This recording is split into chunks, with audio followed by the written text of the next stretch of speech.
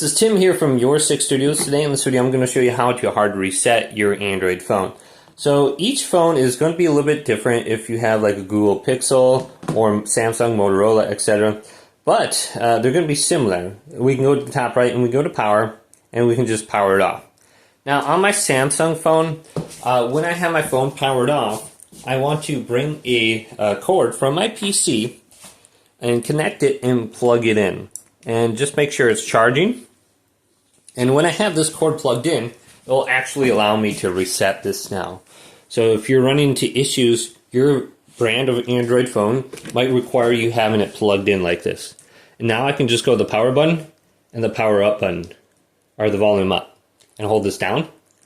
And you'll see that it's going to launch into the recovery mode.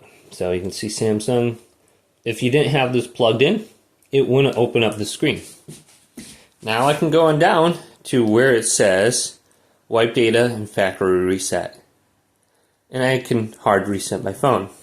So my other phones are going to be very similar. So like my my Google Pixel here, I can just power it off.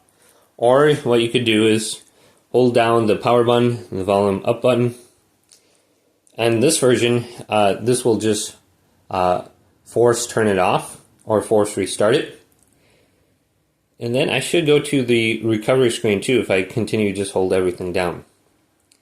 So we can just look. Now if it's not power button volume up, it's probably power button volume down. So just try that combination when the phone turns off. Just try out holding down the power button and volume up. If it doesn't work, try volume down. So let's go ahead and let go now. Let's see if this works. Since it's powered off, let's try it.